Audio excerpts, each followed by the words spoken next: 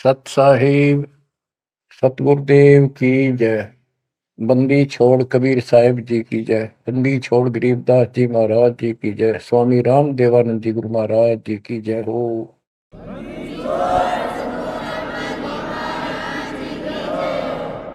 सर्व संतों की जय, सर्व भक्तों की जय, धर्मी पुरुषों की जय। श्री काशी धाम की जय, श्री सुडानी धाम की जय, श्री क्रोथा धाम की जय, श्री बरवाड़ा धाम। सत साहिब गरीब नमो नमो सत्य पुरुष को नमस्कार गुरु के नहीं। सुर नर मुनि जन साधु संतों सरस्वती। सतगुरु साहिब संत सब दंडवतम प्रणाम। आगे पीछे मत हुए इनको कुर्बान। कबीर सतगुरु के उपदेश का सुनिया एक विचार। जय सतगुरु मिलते नहीं जाते नरक द्वार। नरक द्वार में दूत सब करते खेचातान। उनसे कभू नहीं छूटता करता चारों खान। कबीर चार खानी में धर्मता कबहू न लगता पार। सो फेरा सब मिट गया मेरे सतगुरु के उपकार। जय जय सतगुरु मेरे की जय जय सतगुरु मेरे की। सदा साहिबी सुख से बसियो अमरपुरी के डेरे की। जय जय सतगुरु मेरे की जय जय सतगुरु मेरे की। सदा साहिबी सुख से बसियो सतलोक के डेरे। निर्विकार निर्भय तू ही और सकल वैमान। जी साधो और सकल वैमान। सब पर तेरी साहिबी सब पर तेरी साहिबी। तुझ पर साहिब नो निर्विकार निर्भय। परम पिता परमात्मा सब देवन के देव कुल के मालिक सारी सृष्टि के धारण पोषण करने वाले सबके सृजनहार दुख हरता पाप नाशक सर्वव्यापक वासुदेव कबीर साहिब की असीम कृपा से पुण्यात्माओं आप ये अमृत वचन उस परम पिता के सुन रहे हैं। परमेश्वर की कृपा से बच्चों आप इस प्रोसेस से गुजर चुके हो। आज आपका बिजली पीढ़ी वाली परमात्मा की जनरेशन में आपका जन्म है। इसलिए मालिक ने आपके ऊपर ये कमाल किया है। कैसे उपकरण तैयार करवा दिए, कैसे सिस्टम बनवाए, घर बैठे आपको ज्ञान से रंगा जा रहा है उस मालिक की कृपा। बच्चों हम खाना रोटी डेली खाते हैं, सुबह दोपहर शाम, और प्रत्येक टाइम अच्छी भूख लगती है, खाने को रुचि बनती है तो हम सोचते हैं रोटी वही होती है, सब्जी में 19 किस पर कह सकता है।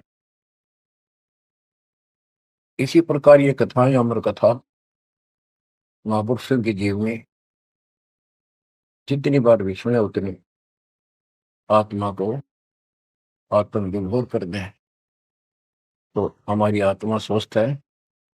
हमारी पूरी रुचि रहे तो हमारी आत्मा स्वस्थ है, कोई पाप निकट नहीं है। अरुचि बन जाती है तो समझो जैसे भूख में अरुचि बनती है, अच्छा नहीं लगता भोजन, तो बुखार, कोई रोग निकट आ गया है, उसका इलाज है कि कड़वी कड़वी दवाई खाओ, रोग मुक्त होते ही फिर भूख लगेगी। आध्यात्मिक मार्ग के अंदर ट्रीटमेंट भी यही है। कोई पाप कर्म आगे हट गया, उनमें दोष आ जाता है, परमात्मा की कथा चर्चा में कुछ रुचि बनती है, तो जरूर सुने, ना चाहते हुए सुने। कुछ देर के बाद अपने आप परमात्मा की कृपा होनी शुरू हो जाती है। जैसे आपने बार बार सुना है और सुनते ही रहना चाहिए आपको, ये ज्ञान ज्ञान को नहीं होता। धर्मदास जी के विषय में ज्ञान देता हूँ। धर्मदास जी बांधवगढ़, वर्तमान में छत्तीसगढ़ स्टेट के अंदर है, वहां के रहने वाले थे, बहुत बड़े सेठ थे। इतना धन था इनके पास, उस समय के वहां के राजा लोग भी उनके पिता से, दादाजी से, पिताजी से उधार लेकर अपना सरकार चलाया करते थे। कहने का भाव ये है, यहाँ धनी और निर्धन से लिंक नहीं है। इतना कुछ होते हुए, संपन्न होते हुए परमात्मा की तरफ होना ये बहुत छोटी बात नहीं है। साधन संपन्न होते हुए घोड़ी बग्गा बूंदी भी ले जा सकते थे, वो कहीं जाना होता था। धार्मिक स्थलों पर पैदल चलते थे। सबसे सुना जाता है कि गुरु बिन मोक्ष नहीं होता। उन्होंने एक रूपदास नाम के वैष्णव परंपरा के साधु संत से नाम भी ले रखा था, दीक्षा ले रखी थी। उसने जो भी धार्मिक क्रियाएं बताई थी उनके ऊपर अटूट श्रद्धा से लगे हुए थे। जैसे तीर्थों पे जाना, व्रत रखना, राम कृष्ण, शिव जी, विष्णु जी की भक्ति करना, श्राद्ध आदि निकालना,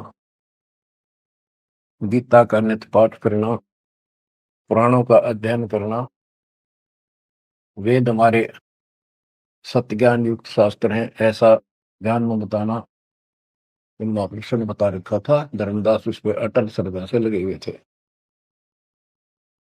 तीर्थ करते हुए वृंदावन पहुंच जाते हैं, मथुरा में। वहां पर एक तालाब है जिसमें श्री कृष्ण जी स्नान किया करते थे। अब वहां के साधु श्रद्धालुओं का भ्रम है, जो यहाँ स्नान करे उसका मोक्ष हो जाएगा। उस तालाब के अंदर स्नान किया, स्नान करके बाहर फिर, पुराने समय में स्नान करना, पानी पीना, सारा कुछ तालाबों से होता था। यहाँ तक सिंचाई भी तालाबों से होती थी, बहुत कम कुएं होते थे। फिर अपनी एक कपड़ा बिछा के उसके ऊपर सारी मूर्ति मारती रख के सब कर्मकांड किए। विष्णु जी की मूर्ति को स्नान कराया, कपड़े बदले, माला मुकुट तर लगा के, तिलक लगा के रख दी, धूप दीप करी,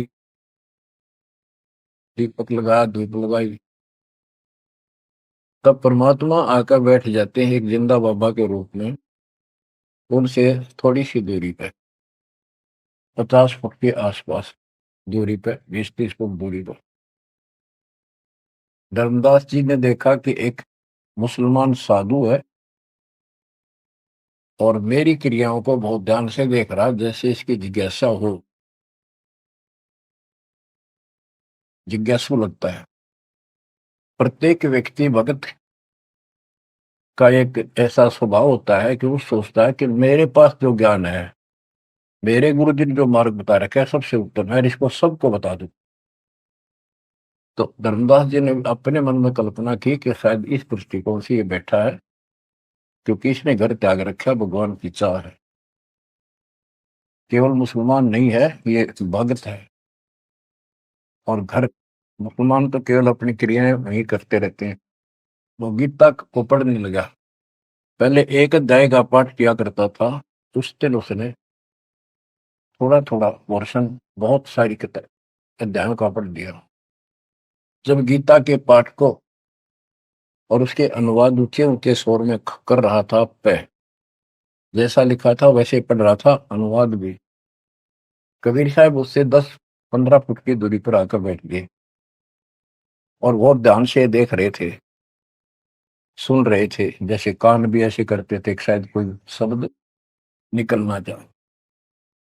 धर्मदास को अति हर्ष हुआ कि इसको हमारा ज्ञान पसंद है। तो बच्चों, जब उसने सारे कुछ कर लिया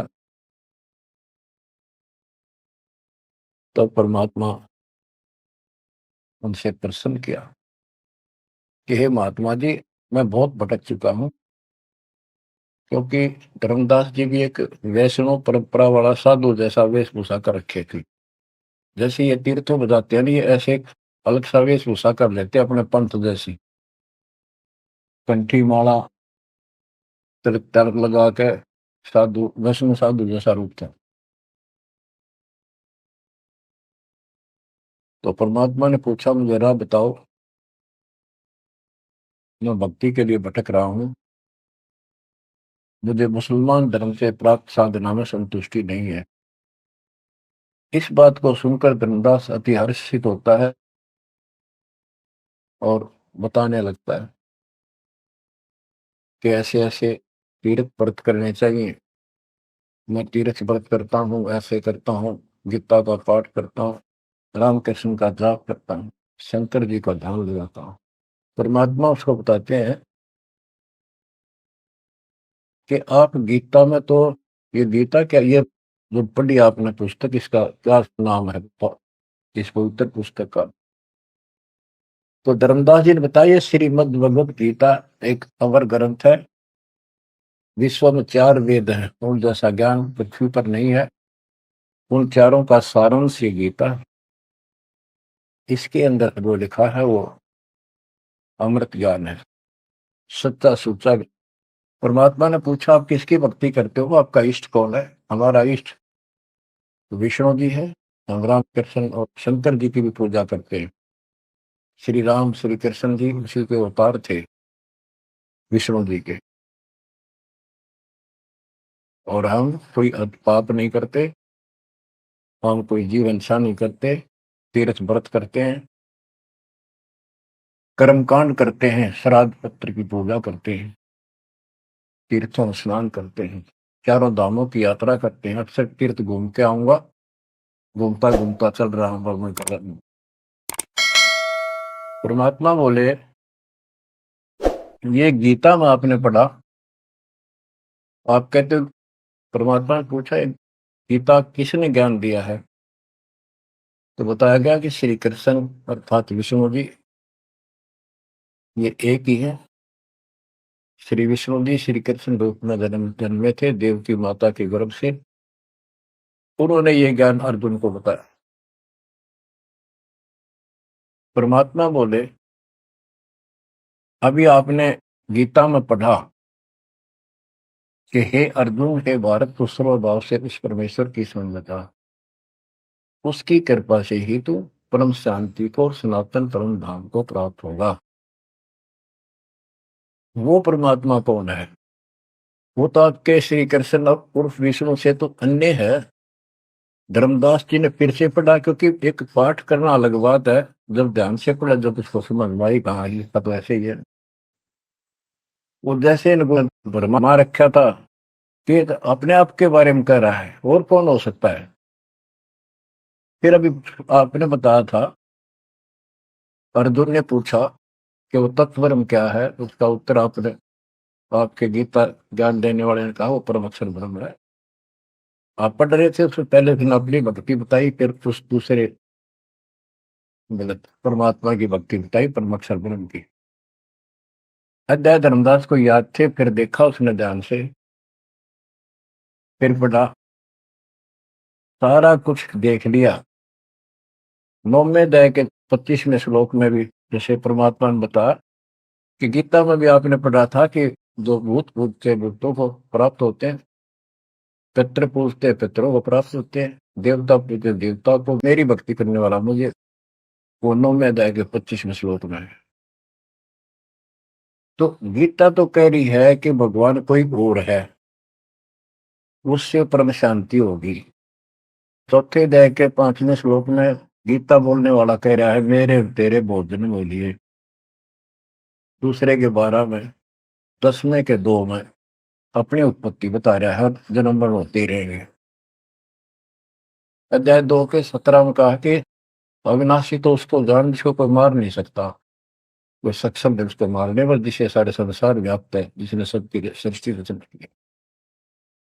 गीता अध्याय 8 श्लोक 9 में लिखा कि सबका धारण पोषण करने वाला वही है। 15वें अध्याय के 17वें श्लोक में बताया है कि 16वें में 2 पुरुष बताए, शर पुरुष अक्षर पुरुष। इनसे भी उत्तम पुरुष तो कोई और है। उत्तम पुरुष है तो अन्य परमात्मा इति उदारता, यह लोग कर्म आविषय विवर्ती अवेश्वर है। जो तीनों लोकों में प्रवेश करते हैं, सबका धर्म पोषण करता है, वो परमात्मा कहलाता है। वो अविनाशी है, वो तो कोई और है। अब धर्मदास सारा कुछ सुन रहा था, अहंकार टिकट नहीं देता इंसान को। कहते राज तजना सहज है, सहज परिवार का ने मान बढ़ाई ईर्षा दुर्लभ तजनाई। अब यह मान बढ़ाई होगी हकीश ने कैसे एक मुसलमान होते हमारे धर्म को तर्क वितर्क कर दिया और सारी सच्ची। अब थोड़ी सी वाणी सुनाता हूं। दर्जन दे का रूप सैल वृंदावन की नी, तहां मिले धर्मदास करते हैं बहुत अधीनी।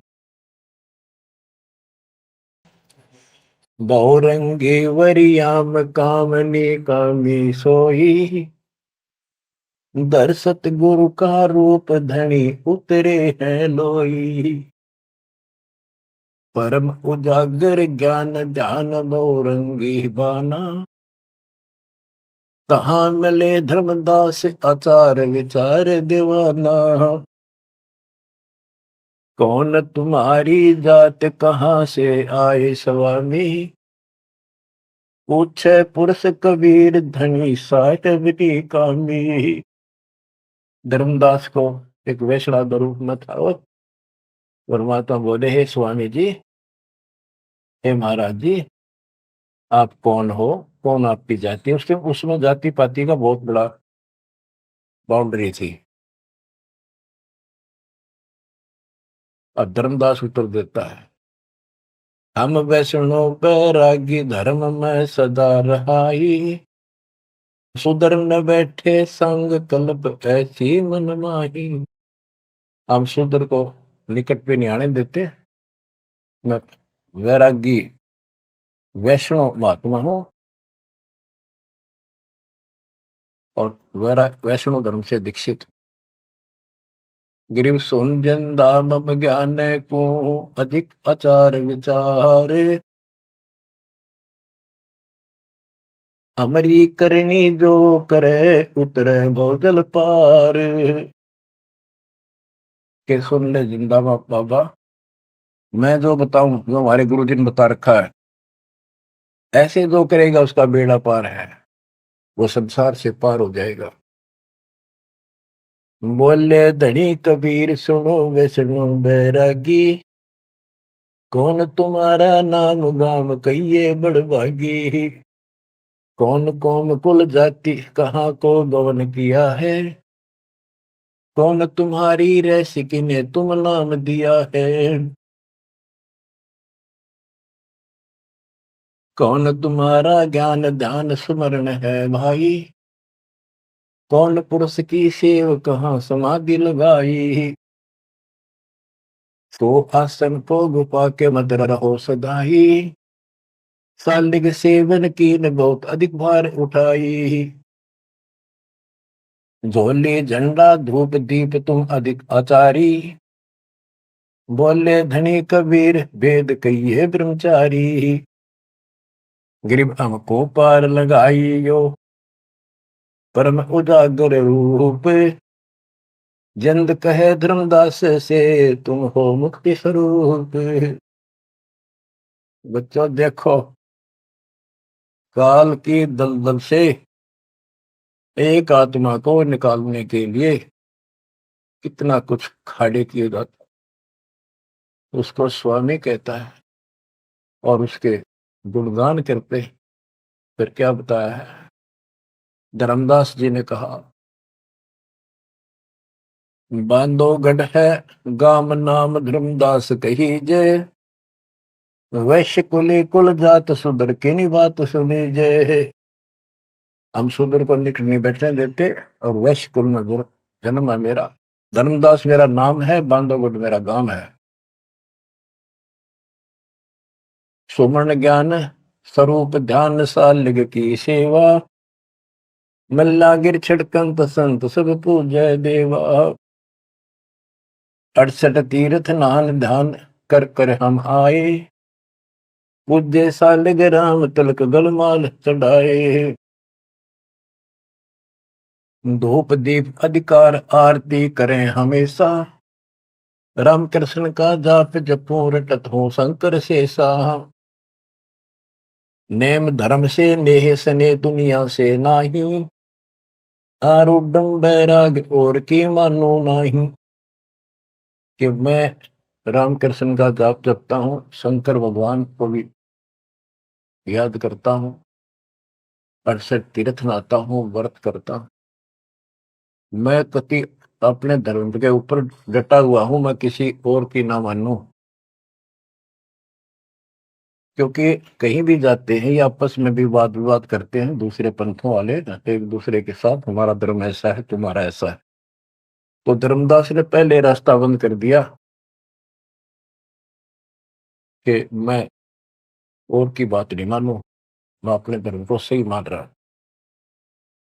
गरीब सुन जिंदे मम धर्म को, वैष्णो रूप हमार, 68 तीर्थ हम किए चीन्या सिरजनहार। धर्मदास कहता कि मैंने 68 तीर्थ कर दिए, भगवान समझ में आ गया मेरा, और हमारा वैष्णो रूप है। परमात्मा बोले, बोले जिंदा बैन कहाँ से सालिग आए, को 68 का धाम मुझे तत्काल बताए।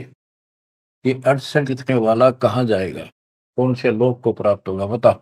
राम कृष्ण का रहे नगर वह कौन कहावे, ये जड़वंत है देवतास क्यों घंट बजावे। ये पत्थर की मूर्ति लिए फिर रहा है, ये ना सुनते ना इतने तो बात करते, इनका अगर घंटी बजाने का क्या तुक है। रामकृष्ण कहाँ रहे नगर वो कौन कहावे, ये जड़वंत है देवतास क्यों घंट बजावे। सुने गुने नहीं धात पत्थर के स्वामी, कहां पर मैं धर्मदास चीन निज पदनी कामी। कि ये तेरे पत्थर के स्वामी, धातु के पित्तल के बने हुए, ये तेरी कौन सी बात सुनते हैं, ना समझते हैं, कहां भटक रहे हो धर्मदास। उस निज पद को प्राप्त करो। तो गीता में बताया है, गीता अध्याय 15 श्लोक 4 में कहा है, तत्व ज्ञान की प्राप्ति के पश्चात परमेश्वर के उस परम पद की खोज करनी चाहिए, जहां जाने के बाद साधक फिर जन्म मरण में नहीं आते। और जिसने सारी सृष्टि की उत्पत्ति की है उसी की भक्ति करो, तो वो निज पद प्राप्त कर धर्मदास इस साधना से कुछ नहीं मिलेगा। गरीब राम कृष्ण कोटो गए, धनी एक का एक, जंद कहे धर्मदास से, बूझो ज्ञान विवेक। जल की बूंद ध्यान गर्भ में साज बनाया, 10 द्वारे की देने से मनुष्य कहाया। जठरग्नि में ले राख साख सुनियो धर्मदासा, तज पत्थर की पूजा छोड़िया बोधी आशा। के जो परमात्मा ने सारा शरीर जिसने तुझे बनाया तेरा शरीर बनाया मनुष्य का